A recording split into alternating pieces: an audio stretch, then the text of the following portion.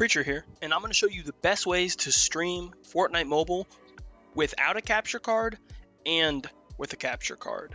I'm going to start with the 3 apps on the screen that are shared with Android and iOS, and then I'm going to talk about one for each of the OSs themselves. One for Apple, being Streamchamp, and the other for Android, which is Glip. All the timestamps and different sections will be listed below, as always. Let's start with the streaming giant, at least for many years it was, Twitch. Now, you might not know you can use your Twitch app to stream, but you can, and I was using the beta for many years on a Samsung Tab S6, and I enjoyed it with, seemingly it had the least damper on my performance, even on that crappy device. So it is great to be able to have an app that does go straight to it. You don't need to do these other ones, although you can use these other ones and go to Twitch if you would like, based on what they provide for you.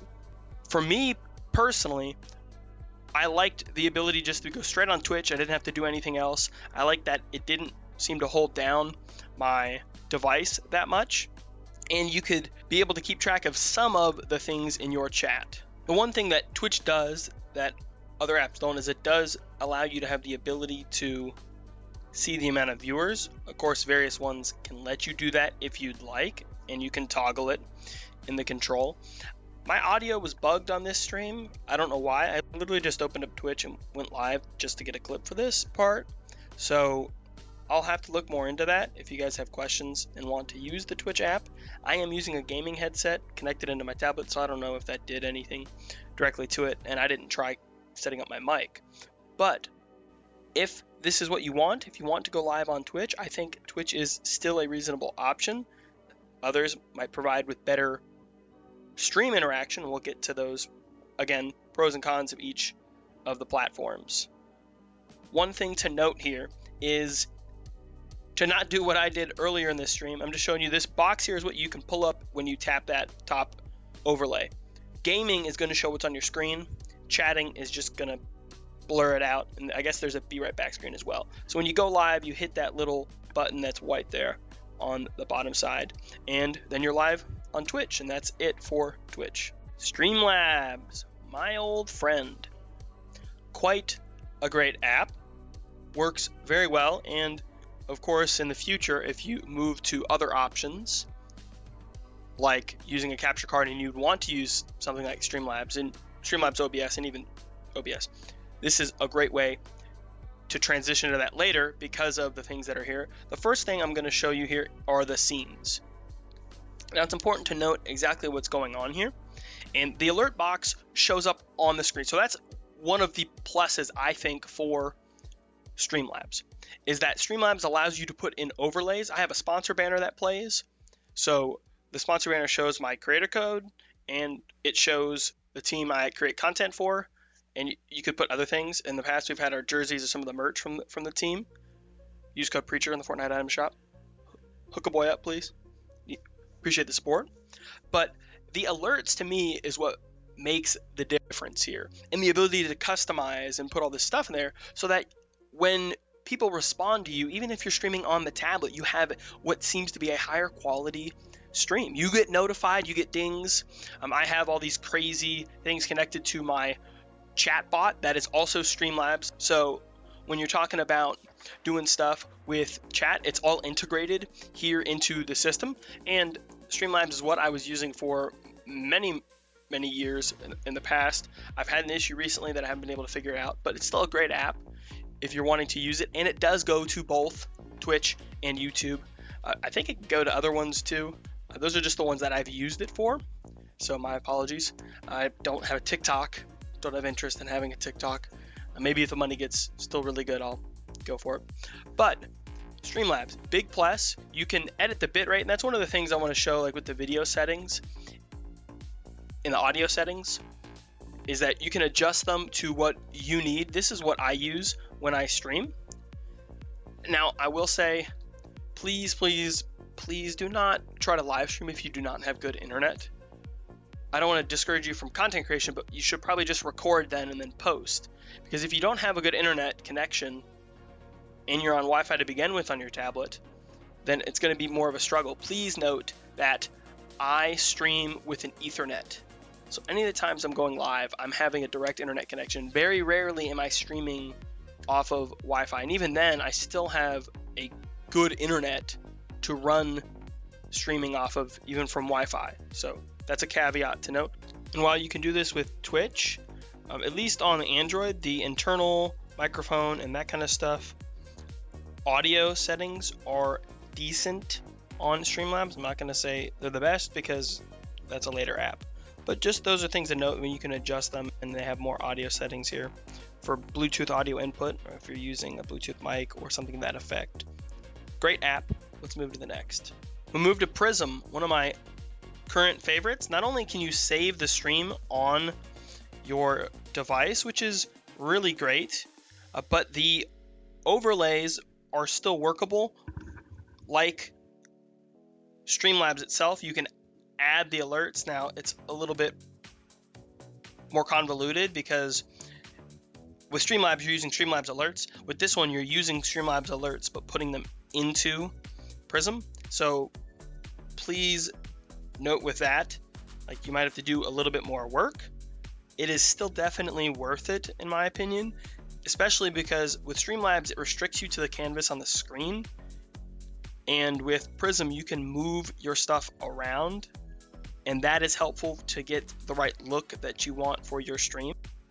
So when I'm talking about customization, and again, you don't have to do this, you can just go live with your gameplay. It's all the way up to you personally, and if that, you can choose it based on, you know, whatever those parameters are for you.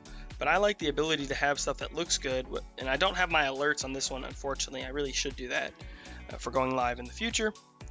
But here you can customize so many things and add the stuff in there, and you could pull it off to the side. So this blue that you see, that's the base canvas resolution where things are shown.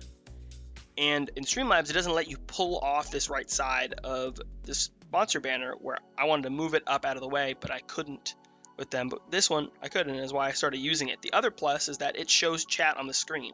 So if you don't have a computer handy, or you don't want to look at your phone the whole time, then you get the ability to use the in-game features of the streaming platform to show you what your chat is saying. Now again, that can be a pro and a con on whether you're going to be using it for recording or not. We get to our first platform exclusive.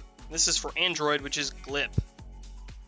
Glip has two options. You can record and live stream with it. I mainly use it as a recording software, but you can go live in some of the settings with that. So keep that in mind, that it is a live stream app also, and so I want to put that in here. But the reason why this is so important to me and is because of the additional settings it has here with audio and whatnot.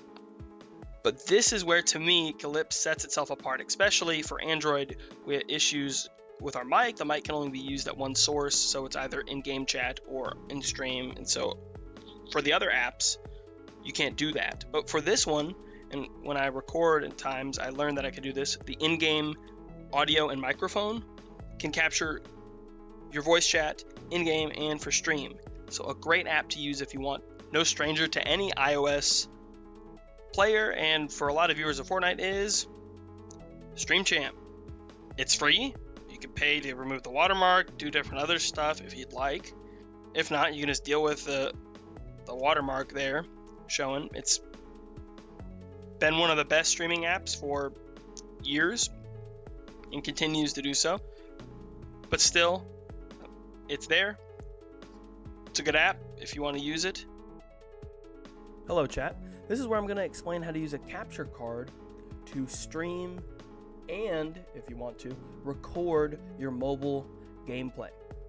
Now it should be noted that while this does allow for better performance on your mobile device, unfortunately it costs having a capture card and some kind of computer setup. Now it doesn't have to be that elaborate in the sense, and I'm going to be showing you what my setup looks like, but this is just an example and then explaining how you're going to do it, just so hopefully then if you're able to and you get the opportunity for you to do so.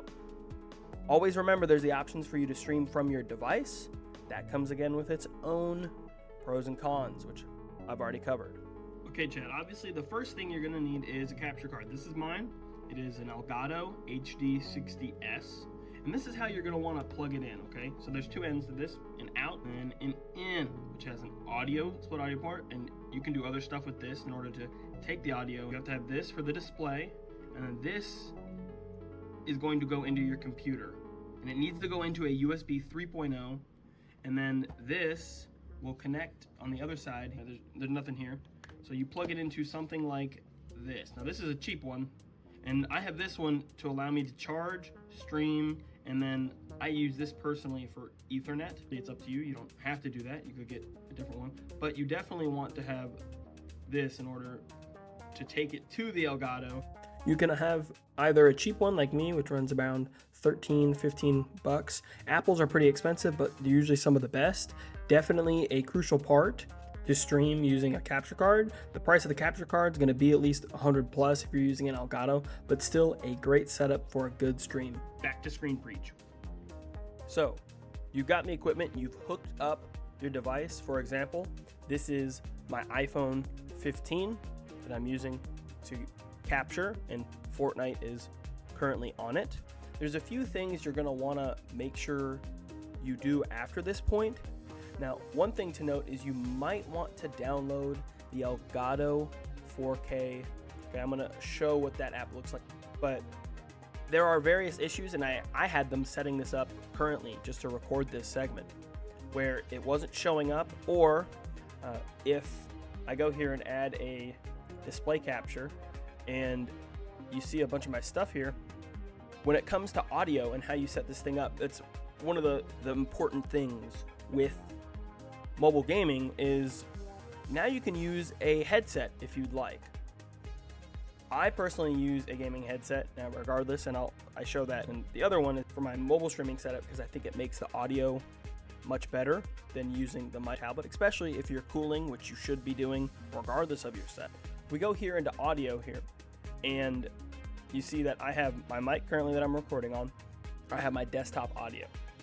Depending on how you want to do this, you can set it up in a few ways. What I've done here is I've set the Elgato in this audio setting, which you go to advanced audio. Here, I'll do this real quick. So your audio mixer either looks like this, or it can look like this, right? Whatever you really want it to look like. And this is when you're streaming. You can have this on the screen so you can see what's going on down here. But the Elgato, I just name it Elgato. You can name it. With this, we have to know that our audio is coming through, and especially if audio is going to be doubled. I'm going to turn this down severely so this doesn't destroy both of our eardrums. But this advanced setting property, so you go to the three dots here, hit the advanced setting. I have, oh, that's why, see? So I put monitor only, monitor off here. You set Elgato to monitor and output. What that means is it's going to feed it back in to your audio stuff. So when I go back to, if I hide this and close this here, hear the game, and then you can see it on the screen. So let me pull this back up here. So I'm just gonna tap, you can see it down here, you can see the audio. And so this is where, if you're wanting to work on your audio, you're wanting to work on how does my mic sound in comparison to my game audio, or if you want to play other stuff, right? You can do that. You can add it in here. You can also add things like Discord and whatnot. I have Discord audio capture in another thing here. Go to audio capture. It's a beta currently in the version I'm using. And then you have Discord. So you can actually capture Discord audio separately if you want to listen to music while you're doing it, which would be in your regular desktop audio, and then you can have that there. I even have little talking heads that can pop up there. Other tutorials for that. That's not for this video. But if you want to capture Discord audio separately, you add in that, and then it comes into the feed here. And so you'd be looking at, really, you want to look at your mic, your Elgato, and then Discord, and then you can adjust those accordingly, right? Of course, you can always adjust audio in Discord for people that are there.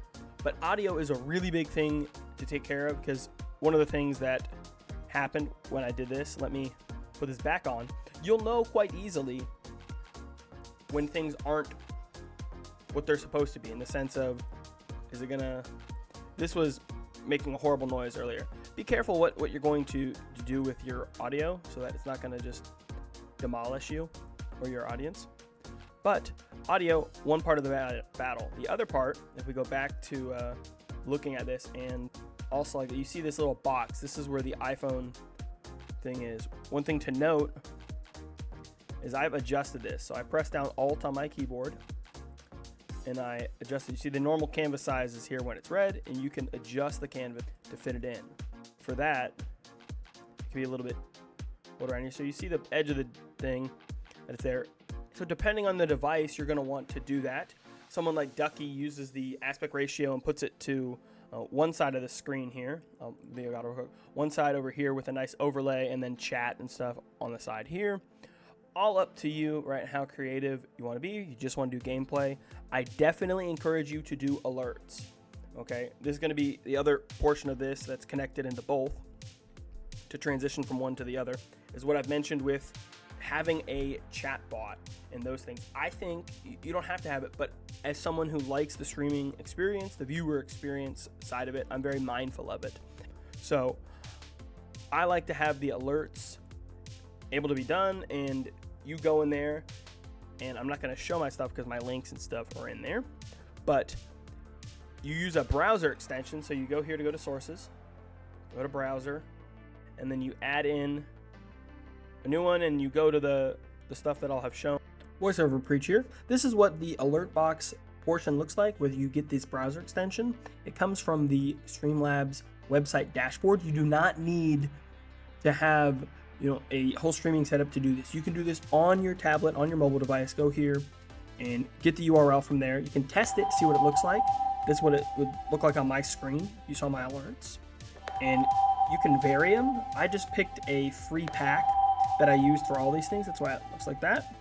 But all up to you. This is where you show your personality, show your appreciation and involvement with your chat. It's a wonderful opportunity to really get custom and to bring people into the stream and to make it feel like a nice production.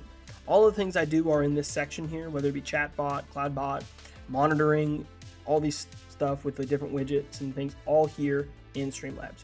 You get the alerts on the screen. I think that's really important for you to be able to be mindful of who's going, and that works, by the way, for both Twitch and for YouTube, just depending, of course. With YouTube, you don't have like some of the things with followers, but you do have subscriptions.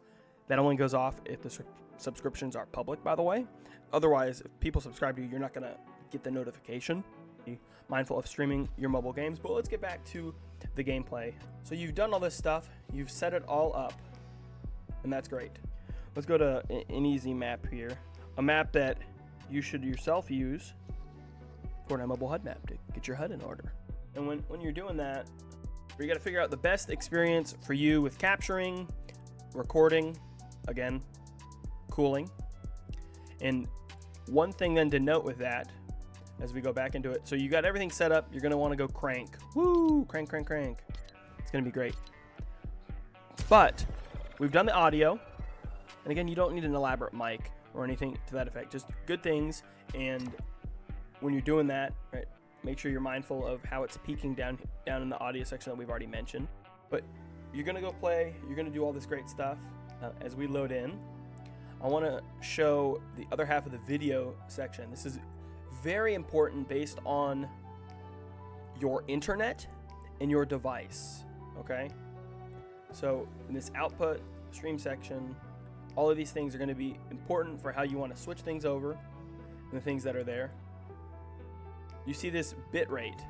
So you can touch, or you see this bitrate. You can adjust the bitrate values for, mainly video is the important one. I've not really had problems with any, but video bitrate is crucial.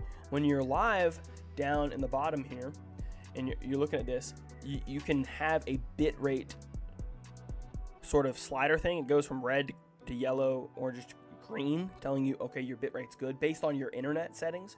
So if you don't have good internet, or you're trying to figure out what can I handle based on what I have, you might need to scale the bitrate down. Now, notably, right, the bitrate's going to affect how fuzzy it looks on the screen.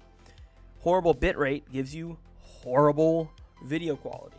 So you need to balance to what you can handle with your device, meaning the computer and the internet, and also the viewer experience, right? If it's not going to be that great, well then maybe stream from your device instead and deal with that. You're still going to have to deal with bitrate, as we'll talked about, right? But here there's in the section where you look at it and ignore stream service settings and continue, and then do that if you want, right? And you mess with it here in the streaming section. Of course, we're recording, so, but here in that you can control the bit rate. Mine's kind of lower, and you can go higher if you'd like to be able to do that. Output mode advanced, you can go to simple.